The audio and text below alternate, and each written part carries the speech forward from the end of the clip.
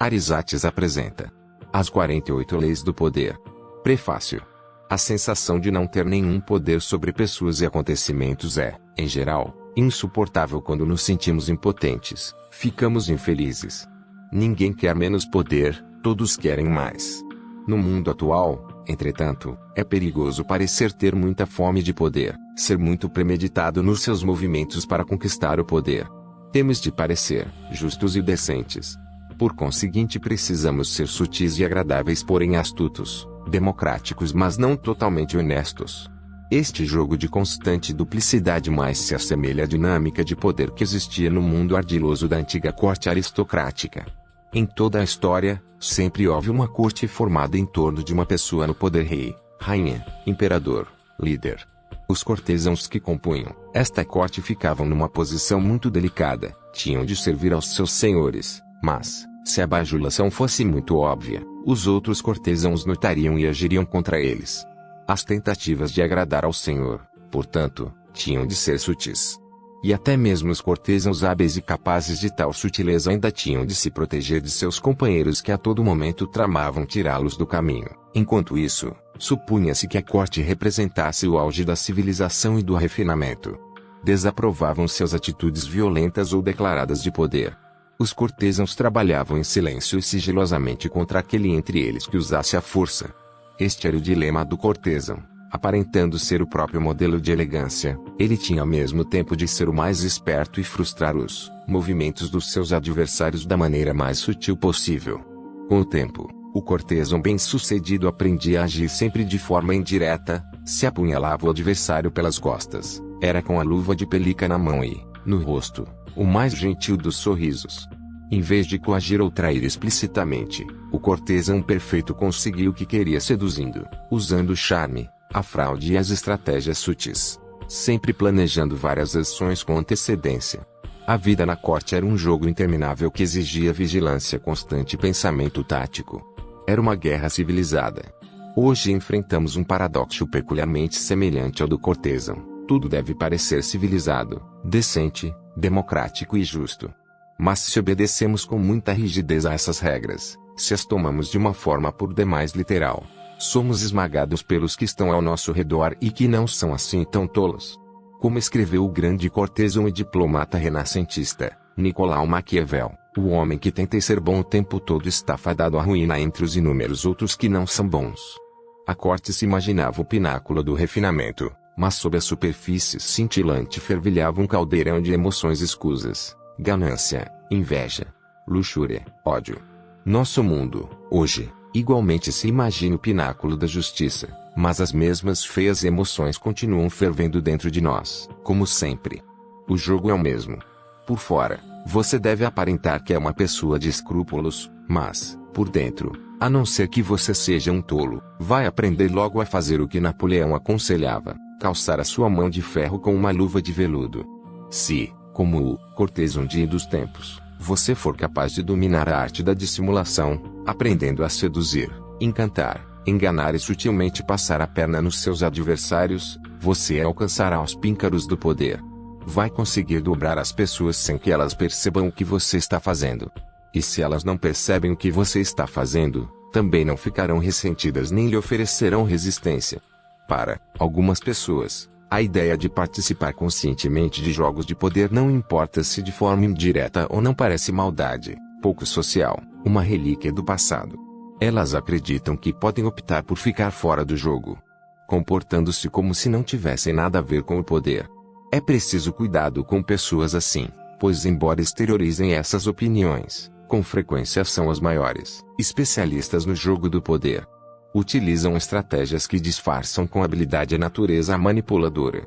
Tais tipos, por exemplo, costumam exibir a sua fraqueza e falta de poder como uma espécie de virtude moral. Mas a verdadeira impotência, sem que haja um motivo de interesse pessoal, não divulga a sua própria fraqueza para conquistar respeito ou simpatia.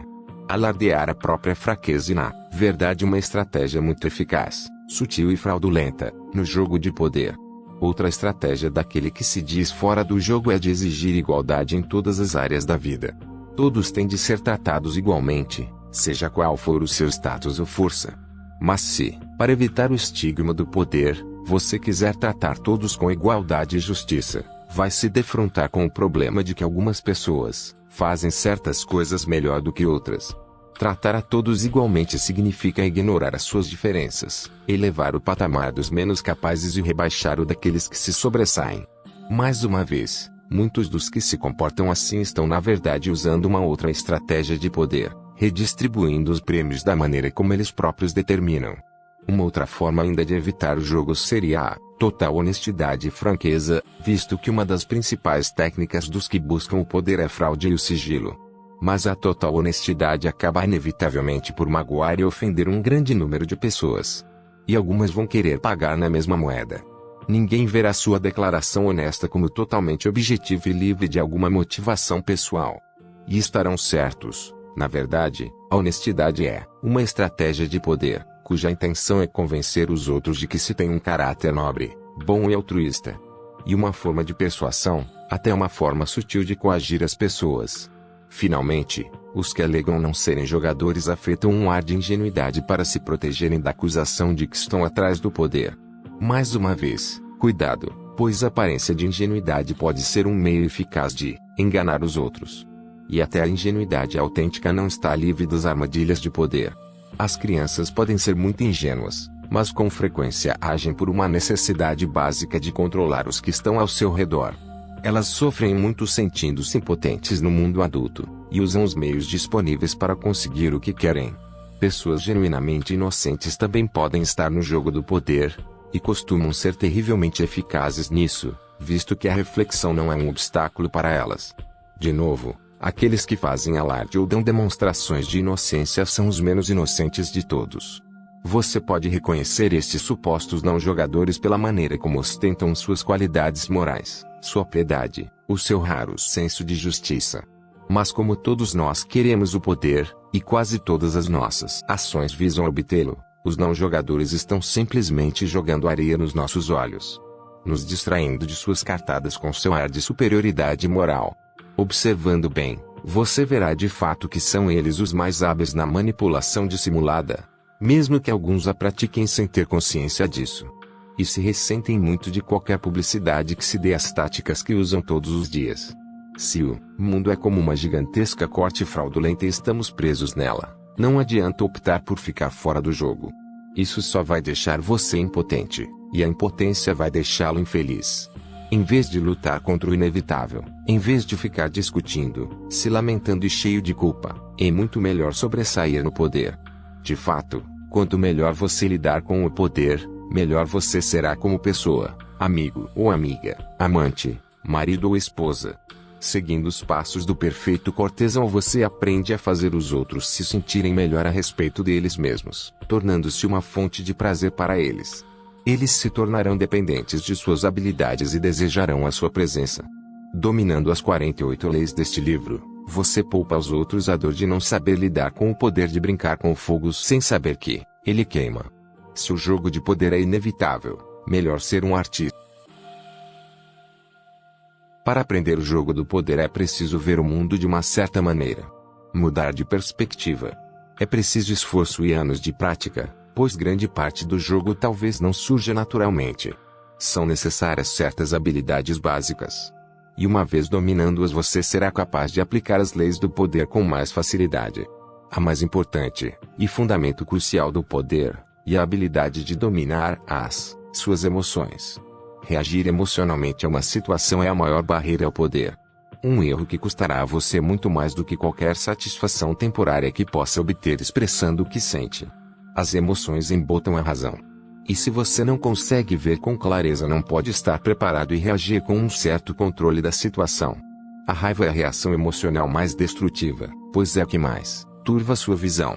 Também tem um efeito cascata que invariavelmente torna as situações menos controláveis e acentua a decisão do seu inimigo. Se você está tentando destruir um inimigo que o magoou, é bem melhor desarmá-lo fingindo amizade do que mostrando que está com raiva. Amor e afeto também são potencialmente destruidores.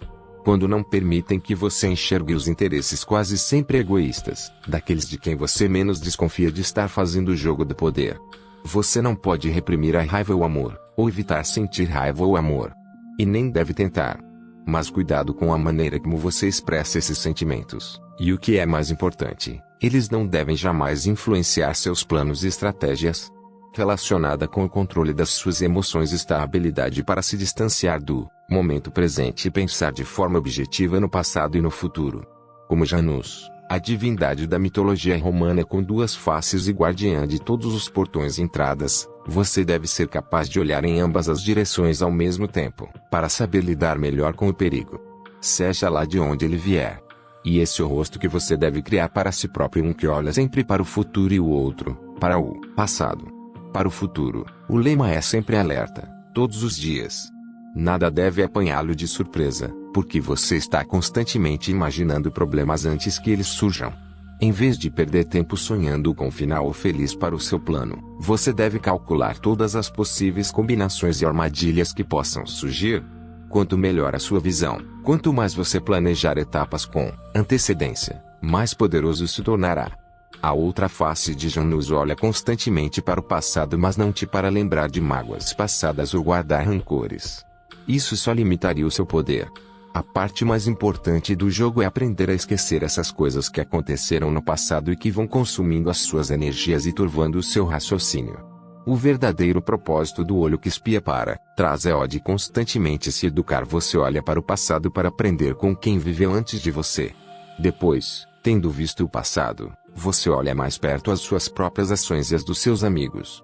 Esta é a escola mais importante para você, porque se baseia na experiência pessoal. Você começa examinando os erros que cometeu no passado, aqueles que mais dolorosamente o impediram de progredir. Você os analisa de acordo com os termos das 48 leis de poder, e extrai daí uma lição e um juramento. Nunca mais cometo esse erro. Não caio mais nessa arapuca. Se você for capaz de se avaliar e observar assim, vai aprender a romper com os modelos do passado, uma habilidade de enorme valor. O poder requer a capacidade de jogar com as aparências. Com este objetivo, você tem de aprender a usar muitas máscaras e ter uma cartola cheia de truques. A fraude e o disfarce não devem ser vistos como feios e imorais.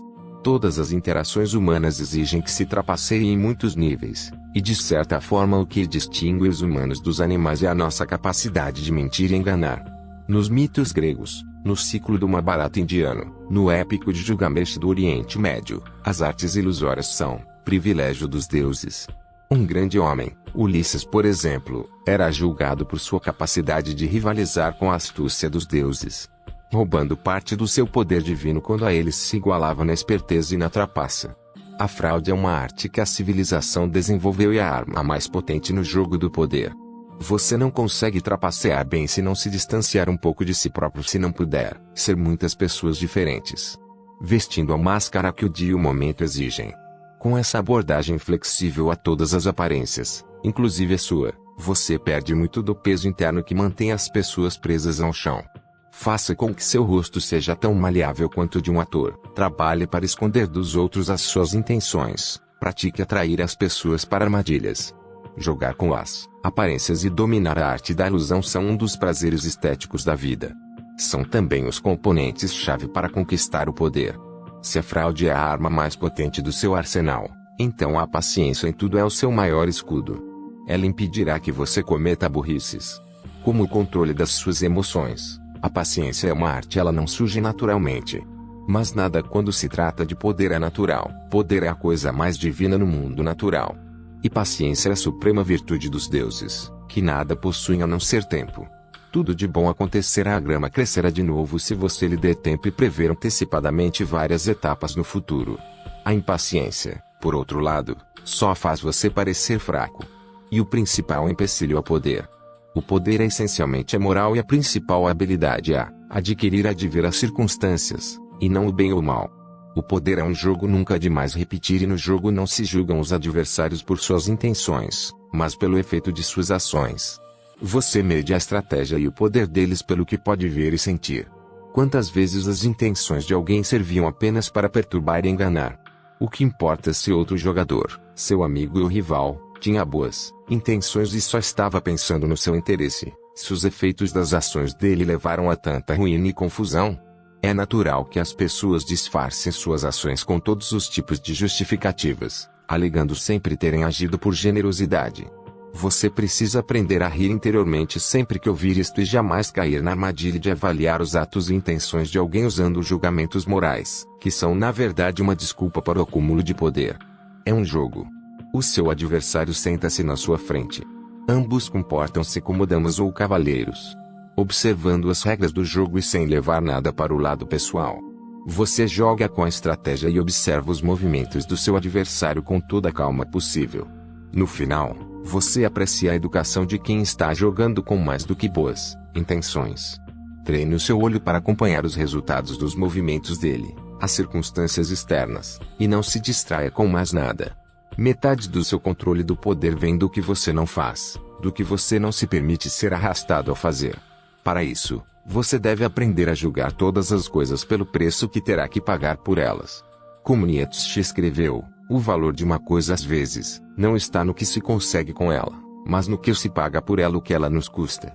Talvez você alcance o seu objetivo, e um objetivo digno de ser alcançado, mas a que preço? Use este critério para tudo, inclusive para saber se deve colaborar com outras pessoas ou correr em seu auxílio. Afinal, a vida é curta, as oportunidades são poucas, e a sua energia tem limite. E, neste sentido, o tempo é tão importante quanto qualquer outro fator. Não desperdice tempo valioso, ou paz de espírito, com assuntos alheios. O preço é muito alto. O poder é um jogo social. Para aprender a dominá-lo, você deve desenvolver a capacidade de estudar e compreender as pessoas. Como escreveu o grande pensador e cortesão do século XVII, Balthazar Gracián, muita gente gasta o seu tempo estudando as propriedades dos animais e das ervas. Muito mais importante seria estudar as características das pessoas, com quem temos de viver e morrer. Para ser um mestre no jogo, você deve ser também um mestre na psicologia. Deve reconhecer as motivações e ver através da nuvem de poeiras com que as pessoas secam suas ações. Compreender os motivos ocultos das pessoas é o maior conhecimento de que se precisa para conquistar o poder. E o que abre possibilidades sem fim de logro, sedução e manipulação. As pessoas são de uma complexidade infinita e você pode passar a vida inteira observando-as sem nunca chegar a entendê-las. Portanto, é importantíssimo começar a aprender agora mesmo. E, ao fazer isso, você também tem de ter em mente um princípio. Jamais discrimine quem você estuda e em quem você confia. Jamais confie totalmente em alguém e estude todos, inclusive amigos e pessoas queridas. Finalmente, você precisa aprender sempre a pegar o caminho direito para chegar ao poder. Disfarce a sua astúcia. Como uma bola de bilhar que ricocheteia várias vezes antes de acertar o alvo, seus movimentos devem ser planejados e desenvolvidos da maneira menos óbvia possível. Treinando para ser dissimulado, você prosperará na corte moderna, aparentando ser um modelo de decência enquanto está sendo um consumado manipulador. Considere as 48 leis do poder como uma espécie de manual das artes da dissimulação. As leis baseiam-se nos escritos de homens e mulheres que estudaram e dominaram o jogo do poder. Estes textos cobrem um período de mais de 1000 anos e foram criados em civilizações tão dispares quanto a antiga China e a Itália renascentista. E, no entanto, elas compartilham fios e meadas, sugerindo em conjunto uma essência de poder que ainda tem de ser plenamente formulada. As 48 leis do poder são uma destilação desta sabedoria acumulada, reunida nos escritos dos mais ilustres estrategistas. As leis possuem uma premissa simples: certas ações quase sempre aumentam o poder de alguém e o cumprimento da lei, enquanto outras o diminuem até os arruinam o desrespeito à lei. Estas transgressões de obediência são ilustradas com exemplos históricos. As leis são eternas e definitivas. As 48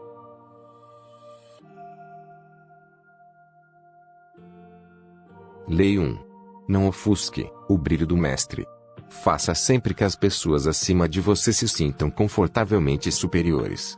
Querendo agradar ou impressionar, não exagere exibindo seus próprios talentos ou poderá conseguir o contrário, inspirar medo e insegurança. Faça com que seus mestres pareçam mais brilhantes do que são na realidade. Todos têm as suas inseguranças. Quando você se expõe ao mundo mostra os seus talentos, é natural que isso desperte todos os tipos de ressentimentos, invejas e outras manifestações de insegurança. É de se esperar que isso aconteça. Você não pode passar a vida preocupando com os sentimentos mesquinhos dos outros. Mas com quem está acima de você, é preciso adotar outra abordagem. Quando se trata de poder, Brilhar mais do que o mestre talvez seja o maior erro. Quem conquista um alto status na vida é como os reis e as rainhas. Quer se sentir seguro na sua posição e superior aos que os cercam em inteligência, perspicácia e charme. É uma falha de percepção mortal, porém comum, acreditar que exibindo e alardeando seus dons e talentos você está conquistando o afeto do Senhor. Ele pode fingir apreço, mas na primeira oportunidade vai substituir você por alguém menos brilhante, atraente e ameaçador. 2 regras. Primeira, é possível inadvertidamente brilhar mais do que o Senhor sendo simplesmente você mesmo. Existem senhores que são mais inseguros do que outros. A lição é simples: se não for possível evitar ser charmoso e superior, você deve aprender a evitar esses monstros de vaidade. É isso, ou descobrir um jeito de apagar as suas boas qualidades quando estiver com o superior. Segunda, não imagine que pode fazer tudo o que quiser só porque o Senhor gosta de você. Livros inteiros poderiam ser escritos sobre favoritos do que caíram em desgraça por considerar garantido o seu status por ousar brilhar.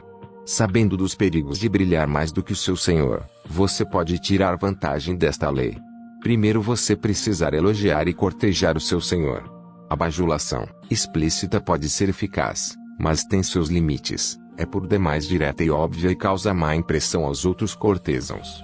Cortejar discretamente é muito mais eficaz. Se você é mais inteligente do que seu Senhor, por exemplo, aparente o oposto. Deixe que ele pareça mais inteligente do que você. Mostre ingenuidade. Faça parecer que você precisar da habilidade dele. Cometa erros inofensivos que não afetarão você a longo prazo, mas lhe darão chance de pedir a sua ajuda. Os senhores adoram essas solicitações. O mestre que não consegue presenteá-lo com sua experiência pode deixar cair sobre você a sua ira e má vontade. Se as suas ideias são mais criativas do que as do seu mestre, atribua-as a ele da maneira mais pública possível. Deixe claro que seu conselho está simplesmente repetindo um conselho dele. Se você for mais esperto do que o seu mestre, tudo bem em representar o papel de bobo da corte, mas não o faça parecer frio e mal-humorado em comparação. Apague um pouco seu senso de humor se necessário e descubra como fazer parecer que é ele que está divertindo e alegrando os outros. Você não pode ficar se preocupando em não aborrecer todas as pessoas que cruzam o seu caminho, mas deve ser seletivamente cruel. Se o seu superior é uma estrela cadente, não há perigo nenhum brilhar mais do que ele. Não tenha misericórdia, seu Senhor não teve escrúpulos na sua ascensão a sangue frio até o topo. Calcule a força dele. Se for fraco, aprecie discretamente a sua queda. Superior, seja mais encantador, mais inteligente do que ele nos momentos-chave. Se ele for muito mais fraco e estiver prestes a cair, deixe a natureza a seguir o seu curso. Não arrisque brilhar mais do que um superior frágil. Pode parecer crueldade ou despeito. Mas se o seu Senhor está firme na sua posição e você sabe que é mais capaz do que ele, tenha paciência e espere o momento mais propício. O curso natural das coisas é o poder acabar enfraquecendo. O seu Senhor cairá um dia e, se jogar direito, você vai sobreviver, e um dia